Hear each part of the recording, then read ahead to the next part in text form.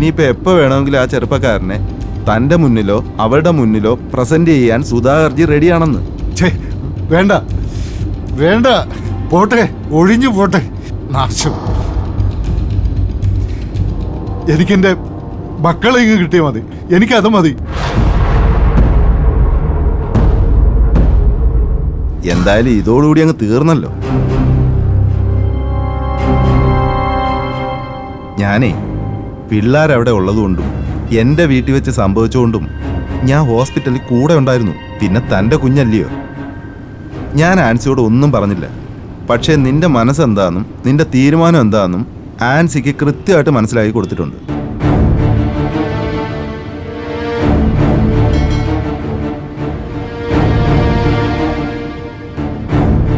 അതെ, Sudhakarji താജിലൊരു room book ചെയ്തിട്ടുണ്ട്. അവിടെ പോയി ഒന്ന് ഫ്രഷായിട്ട് ബാക്കി കാര്യം സംസാരിക്കാം. തൽക്കാലം ഞാനിവിടെയുള്ള കാര്യം വേറെ ആരും അറിയണ്ട. കൊടുവള്ളി, നാളെ തന്നെ ഒരു നല്ല വക്കീലിനെ കാണണം. ശരി.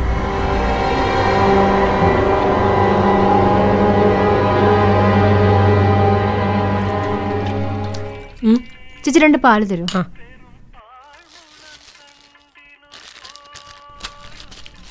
തൈരുണ്ടോ ചേച്ചി? തൈരില്ല.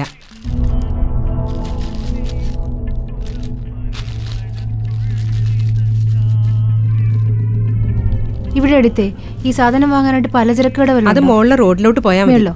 ആ മേളിലോട്ട്. ഇവിടുന്ന് കുറച്ച് നടന്നാ മതി. നിങ്ങൾ എവിടെയാ താമസം? ഞാന് താഴെ CA രാജ്മോഹൻ സാറിന്റെ വീട്ടില്. ആ, മനസ്സിലായി മനസ്സിലായി. അവരെന്താ ചോദിച്ചേ? ആളെ മനസ്സിലായില്ല? ഇല്ല. ടിവിയിലും മൊബൈലും ഒക്കെ വന്ന ആ, അതാണല്ലേ ആള്. അത് अर्थ लिखो, उपवन गार्डन, मनोहर, ब्यूटीफुल, आशा, होप, कोना, कॉर्नर, आशा, होप, कोना, कॉर्नർ.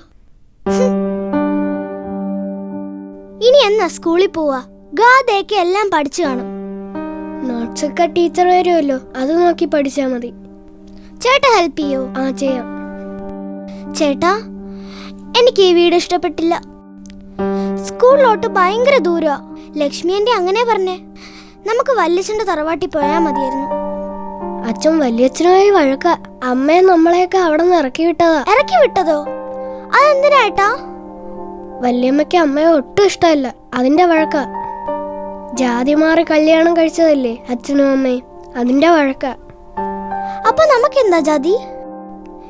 അച്ഛനും അമ്മയും പറഞ്ഞില്ലല്ലോ ഇതുവരെ. അച്ഛൻ പറഞ്ഞത് നമ്മള് മനുഷ്യജാതി എന്നാ. ആമി, നീ പോയി കുറച്ച് വെള്ളം എടുത്തോണ്ട് വാ, ഡ്രൈ ആവുന്നു. ആ,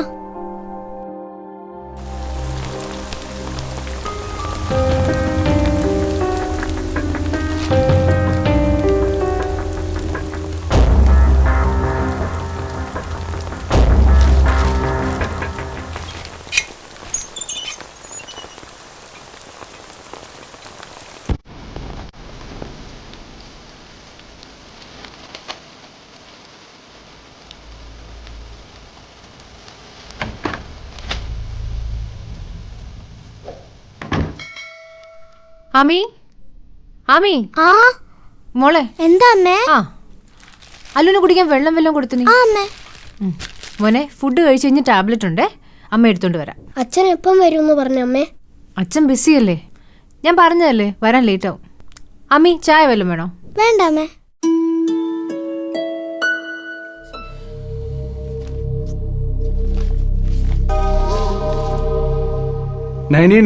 നടന്നു എന്ന് പറയുന്ന രജിസ്റ്റർ മാരേജ് ഒരുമിച്ച് ജീവിക്കാനുള്ള ഒരു കോൺട്രാക്ട് രജിസ്ട്രേഷൻ ആണോ, സ്പെഷ്യൽ മാരേജ് ആക്ട് പ്രകാരം ചെയ്തിട്ടുള്ളതാണോ എന്നാണ് ചോദിക്കുന്നത്. സാറേ, ഇവർ ഇന്റർകാസ്റ്റാ. ഓ, അങ്ങനെയാണോ? മാരേജ് ആക്ട് പ്രകാരം തന്നെ ചെയ്തിട്ടുണ്ട്. അത് ആൻസിയുടെ നിർബന്ധമായിരുന്നു. അന്നേ ആള് കാൽക്കുലേറ്റഡ് ആയിരുന്നു അല്ലേ വക്കീലെ? ഇയാളൊരു സാധുവാണെന്ന് മനസ്സിലാക്കിയിട്ടുണ്ടെന്ന് അർത്ഥം. ആ, എന്തായാലും അങ്ങനെയാണെങ്കിലും ലീഗൽ ഡിവോഴ്സ് മൂവ് ചെയ്യുക തന്നെ വേണം. നമുക്ക് കുടുംബ കോടതിയിൽ ഒരു സ്യൂട്ട് കൊടുക്കാം. ഒരു ജോയിന്റ് പെറ്റീഷന് സാധ്യതയുണ്ടോ? അറിയില്ല സർ. ഈ കാര്യം ഭാര്യയോട് എപ്പോഴെങ്കിലും സംസാരിച്ചിട്ടുണ്ടോ? ഇല്ല. എന്നാ ഒന്ന് സംസാരിക്കണം. ജോയിന്റ് പെറ്റീഷന് ആൻസി തയ്യാറാണെങ്കിൽ കാര്യങ്ങൾ ഈസിയാ. അതിന് ആൻസി തയ്യാറാവുമെന്ന് വിചാരിക്കണ്ട. അനന്തം വെറുതെ പറഞ്ഞു നോക്കാവുന്നേ ഉള്ളൂ. കേട്ടെടുത്തോളം സാധ്യത കുറവാണ്. എന്നാലും അനന്തന് ഡിവോഴ്സ് കിട്ടിയില്ലേ പറ്റൂ. എന്താ സംശയമുണ്ടോ? അത് സാറേ ഇല്ല സാറേ, ഒരു സംശയവും ഇല്ല. ഇയാളുടെ ലൈഫേ കയ്യാലപ്പുറത്തിരിക്കുന്ന തേങ്ങ പോലെയാ. ഡിവോഴ്സാണ് നല്ലത്. അത് നല്ല രീതിയിൽ മുന്നോട്ട് പോകണം, ഇല്ലെങ്കിൽ നരകത്തില്ല. സാർ ഇപ്പം നമ്മൾ എന്താ ചെയ്യേണ്ടത് അത് പറ. ദുർനടപ്പ് തന്നെയാ ഏറ്റവും നല്ലൊരു കാരണം. പക്ഷേ നിങ്ങൾ ഈ പറയുന്ന വീഡിയോ കൃത്രിമമാണെന്ന് തെളിയിക്കാനല്ലേ ആൻസി നടക്കുന്നത്? നമ്മൾ ഈ ഒരു എവിഡൻസും പിടിച്ച് മുന്നോട്ട് പോയാൽ വിവാഹമോചനം കിട്ടാൻ നമ്മുടെ ഭാഗത്ത് അത് ധാരാളമാണ്. പക്ഷേ അത് സത്യമല്ലെന്ന് തെളിഞ്ഞാൽ പണി പാളും. പിന്നെ ഈ 1999 നടന്നു എന്ന് പറയുന്ന കാര്യങ്ങൾ മറ്റുള്ളവർക്ക് ആൻസിയുടെ ഒരു ദുർനടപ്പായി വ്യാഖ്യാനിക്കാം, തെളിവാക്കാം. പക്ഷേ നിങ്ങൾക്കത് പറ്റില്ല. നിങ്ങളവരെ കെട്ടിയ ആളല്ലേ? അല്ല, ആ വീഡിയോ കൃത്രിമമാണോ? ആ വീഡിയോ ഒറിജിനലാണ് സാറേ. അതിനകത്തൊരു പയ്യനുണ്ടല്ലോ, അവന്റെ ഫുൾ ഡീറ്റെയിൽസ് നമ്മുടെ ഒരു പാർട്ടിയുടെ കയ്യിലുണ്ട്. വന്ന് സാക്ഷി പറയൂ. അത് താൻ നാളെ ആ കോടതിയുടെ അടുത്തുള്ള എന്റെ ഓഫീസിലേക്ക് ഇറങ്ങും. Okay sir. എന്നായിക്കോട്ടെ, ശരി ശരി.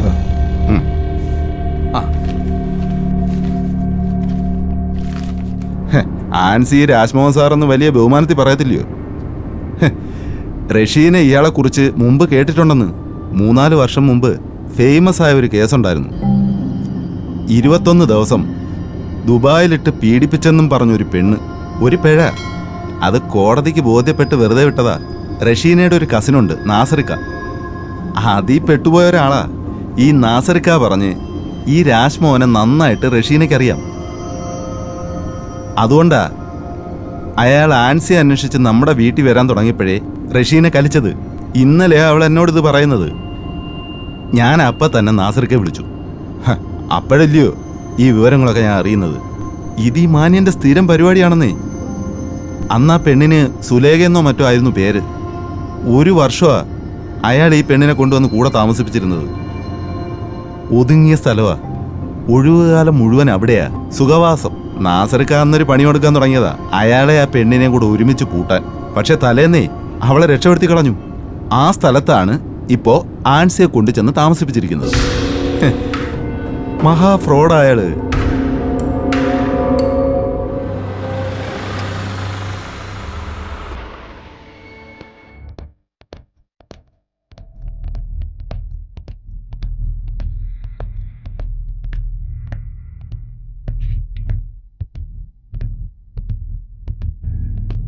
ഇത് തന്നെയാണോ വീട്?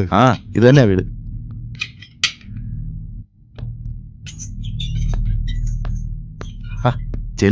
ചെന്ന് വെല്ലടിക്ക്.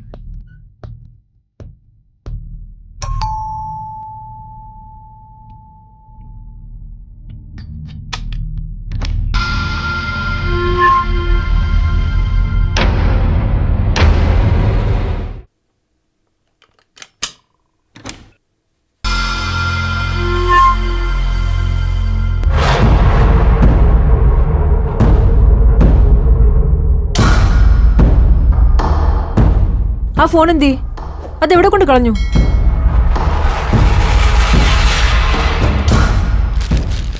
അവനെന്തേ? മോൻ എവിടെ കിടക്കുന്നത്? മോളെ. അച്ഛാ. ഉമ്മ. അച്ഛാ, അല്ലുചേട്ടൻ വീണു. കാലൊക്കെ പൊട്ടി. എന്നിട്ട് ചേട്ടൻ എവിടെ? ദാ അവിടെ.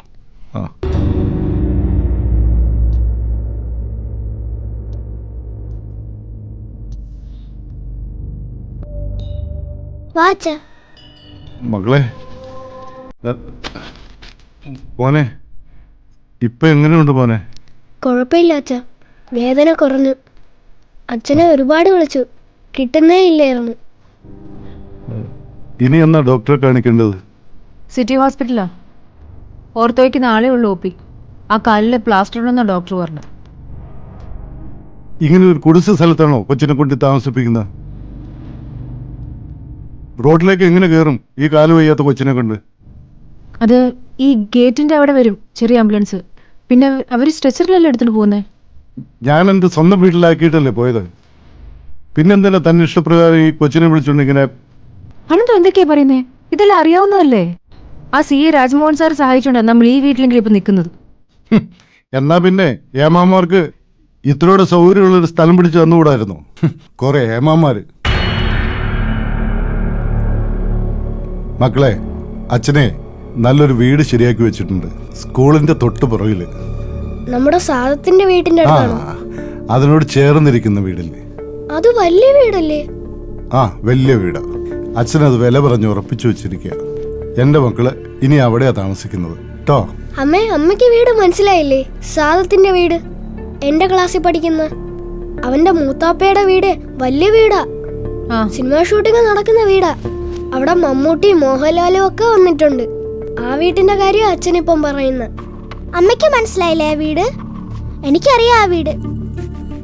അപ്പൊ അച്ഛൻ ആ വീട് വാങ്ങാൻ പോവാണോ? വാങ്ങിക്കും മോളെ. അച്ഛാ, അപ്പൊ അച്ഛനെ നീ ഉടനെ പോയില്ലല്ലോ. അച്ഛനെ വലിയൊരു സിനിമ ചെയ്യാൻ പോവാ. 200 കോടിയുടെ പ്രൊജക്റ്റ്. ഓഗസ്റ്റ് കഴിഞ്ഞ 1 മാസം വെക്കേഷൻ അല്ലേ, ഓണത്തിന്റെ ഒരു. അപ്പൊ നമുക്ക് മുംബൈക്ക് പോകാം. കേട്ടോ അമ്മേ, വെക്കേഷന് നമ്മളെ മുംബൈക്ക് കൊണ്ടുപോവാന്ന്. ആ ആ മോളെ, അച്ഛൻ എന്തൊക്കെയാ കൊണ്ടുവന്നിരിക്കുന്നറിയോ? എടുത്ത് കഴിക്ക്, എന്നിട്ട് ചേട്ടന് കൊടുക്ക്. ആ അച്ഛാ.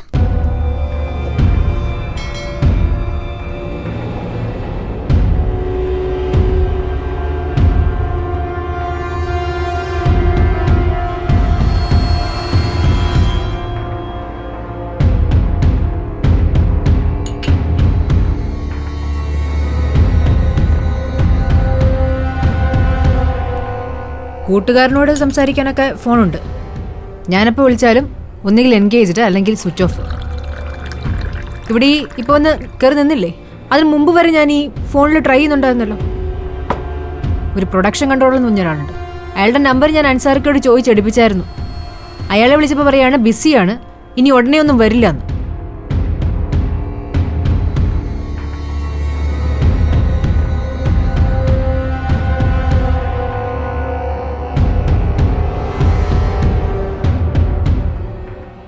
സ്വബോധത്തോടെ എൻ്റെ അനന്തം ഇങ്ങനെ ചെയ്യില്ലെന്ന് എനിക്കറിയാം. ഈ മനസ്സ് തെറ്റിക്കാൻ ആരാ നിങ്ങളുടെ കൂടെയുള്ളത്? ആ സുധാകർജിയോ? അതോ ഇനി പുതിയ ഫ്രണ്ട്സ് വല്ലതും ആയോ? വലിയ കോടികളുടെ പ്രൊജക്റ്റും സിനിമയൊക്കെ ആവുമ്പോഴത്തേക്കും സ്വപ്നങ്ങളുടെ വലിപ്പമൊക്കെ അങ്ങ് കൂടുമായിരിക്കും. പക്ഷെ ഈ ചെറിയ ചെറിയ സ്വപ്നങ്ങളും ഒക്കെ ആയിട്ട് ഇവിടെ ഞാനും നമ്മുടെ 2 പിള്ളേരും എങ്ങനെ ജീവിച്ചുകൊണ്ടിരുന്നെന്ന് നിങ്ങൾക്കൊന്ന് അന്വേഷിക്കായിരുന്നില്ലേ? അനന്തൻ എന്താ പറ്റിയേ? എന്തെങ്കിലും മനസ്സിലുണ്ടെങ്കിൽ എന്നോട് പറ. മനസ്സ് മുഖത്തുമൊക്കെ പറയണം. നീയോ ആഗ്രഹിക്കുന്നതാ. എന്റെ അവസാന വാക്ക് കേട്ട് നിനക്ക് പോണം, നിന്റെ സൗകര്യത്തിന്, നിന്റെ ജീവിതത്തിന്. അനന്തു എന്തൊക്കെ പറയുന്നേ? അനന്തൻ എന്താ ചെയ്തത്, എന്താ പറഞ്ഞതെന്നൊക്കെ എനിക്കും അറിയാം, എല്ലാവർക്കും അറിയാം. പക്ഷേ നീ എന്താണെന്നും നിന്റെ മനസ്സിലെന്താണെന്നും നീ ആരാണെന്നും എനിക്കിപ്പോഴും മനസ്സിലായിട്ടില്ല. 18-20 വർഷമായി, 2 പതിറ്റാണ്ട് നീ എൻ്റെ ഭാര്യയായിരുന്നു, എൻ്റെ 2 കുഞ്ഞുങ്ങളുടെ അമ്മയായി. പക്ഷേ ഇപ്പോഴും നിന്നെ മനസ്സിലാക്കാതെ പോയൊരു മണ്ടനാ ഞാൻ, അന്നും ഇന്നും.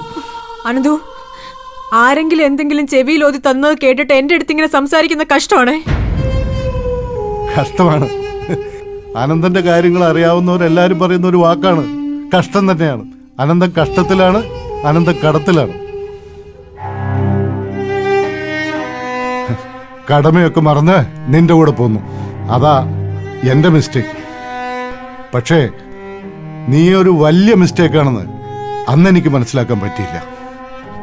നാട്ടുകാരുടെ മുമ്പില് നീ ഒരു വലിയ താരമായപ്പോ നിന്റെ മാനം രക്ഷിക്കാൻ വേണ്ടി ഞാൻ കുറെ ഓടിയതാ. പക്ഷെ ഇപ്പൊ എനിക്ക് മനസ്സിലായി, മനസ്സിലാകേണ്ടതെല്ലാം മനസ്സിലായി. ദൈവം എനിക്ക് കാണിച്ചു തന്നു. അനന്തു, അനന്തു എന്തൊക്കെയാ പറയുന്നേ? എന്തറിഞ്ഞിട്ടായി പറയുന്നേ? ആ വീഡിയോ അതിൽ കാണുന്നതൊക്കെ സത്യമാണെന്നാണോ അനന്തു എന്റെ അടുത്ത് പറയുന്നേ? ആണോ? ആണോന്ന് ചോദിച്ചാ ഞാൻ ഒരു തവണയെ കണ്ടിട്ടുള്ളൂ. കണ്ടവനും കൂടെ കിടന്നവനും ഒക്കെ പുറത്തു വന്നിട്ടുണ്ട്. എനിക്ക് അവനെ അറിയണ്ട, നിന്നെ അറിയണ്ട. എനിക്ക് വേണ്ടത് എൻ്റെ സമാധാന, എൻ്റെ കരിയറാ.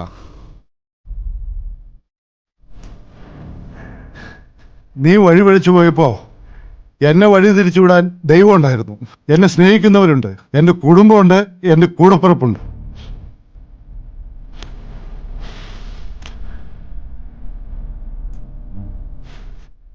നീ ഉണ്ടാക്കിയ പാപം ചുവന്ന് എൻ്റെ മക്കൾ വളരണ്ട. അതിനുള്ള വഴി ഞാൻ നോക്കും. അത് പറയാനാ ഞാൻ വന്നത്. നിന്നെ രക്ഷിക്കാനും നിന്നെ സംരക്ഷിക്കാനും ഒരുപാട് പേരുണ്ടല്ലോ. പക്ഷെ എൻ്റെ മക്കൾക്ക് ഞാൻ മാത്രം മതി, ഞാൻ മാത്രം.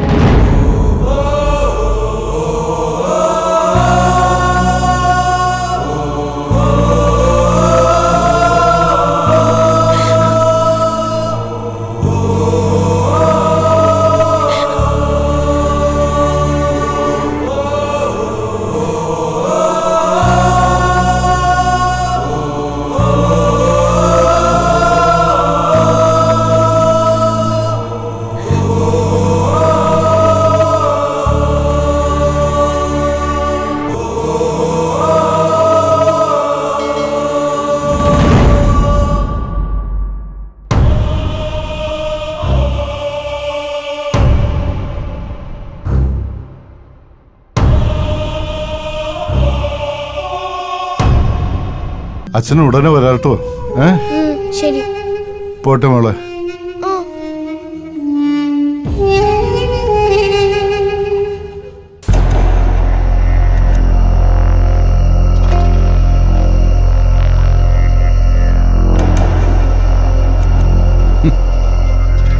തോണിക്കര കിടന്ന കുളയട്ടയെ ഞാൻ പട്ടുമത്തയെ കൊണ്ടിട്ടതാ എനിക്ക് പറ്റിയ മിസ്റ്റേക്ക്.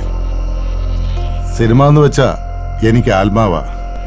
പക്ഷെ നിന്റെ മനസ്സിൽ സിനിമ വേറെ ആയിരുന്നു എന്ന് എനിക്കറിയില്ലായിരുന്നു.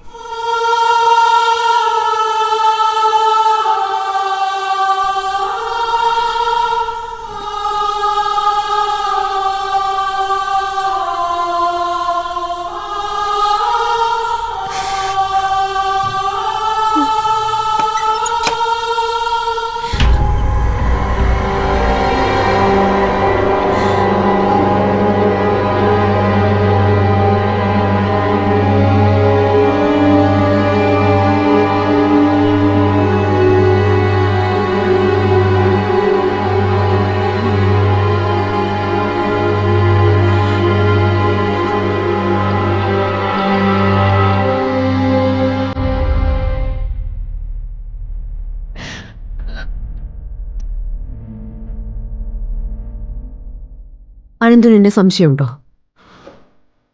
സംശയിക്കാനോ? ഞാനോ? നിന്നെയോ? നിന്റെ കൈ പിടിച്ച് ഞാൻ ഇറങ്ങിപ്പോകുന്നത് എങ്ങനെയാണെന്ന് നിനക്കറിയാലോ. പിടിവിട്ടു പോകേണ്ട പല സമയങ്ങളിലും ഞാൻ ആ പിടിവിട്ടില്ലല്ലോ. നിന്നെ ഞാൻ മനസ്സിലാക്കിയ കൂടുതൽ ലോകത്ത് മറ്റാരെങ്കിലും മനസ്സിലാക്കിയിട്ടുണ്ടോ? ഉണ്ടോ? ലോകം മുഴുവൻ നീ തെറ്റാണെന്ന് വിളിച്ചു പറഞ്ഞാലും നിന്റെ ശരി ഏതാണെന്ന് തിരിച്ചറിയുന്ന ഒരൊറ്റ ജന്മേ ഉള്ളൂ നിനക്ക് ഈ ജീവിതത്തിൽ. അത് നീ പ്രസവിച്ച 2 മക്കളുടെ തന്തയായ ഞാനാ.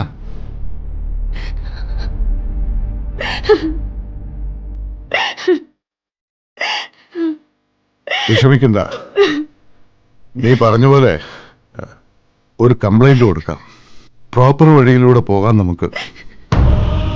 ചോദ്യങ്ങൾക്ക് മറുപടി കൊടുത്ത് മുന്നോട്ട് തന്നെ പോകാം.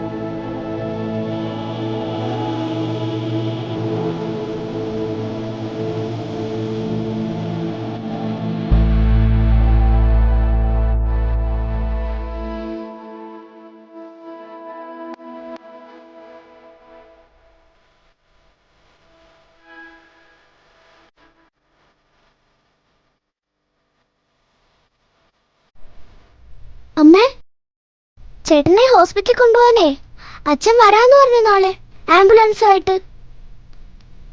അമ്മയും അച്ഛനും കൂടെ വഴക്കാണോ അമ്മേ? വഴക്ക് വേണ്ട അമ്മേ.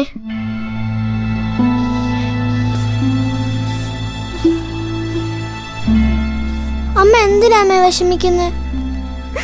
അമ്മ കരയണ്ട അമ്മേ.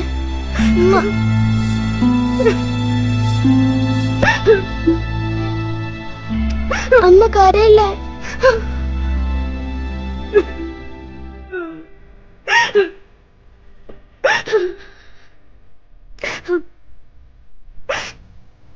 അമ്മേ കരയില്ലേ അമ്മേ?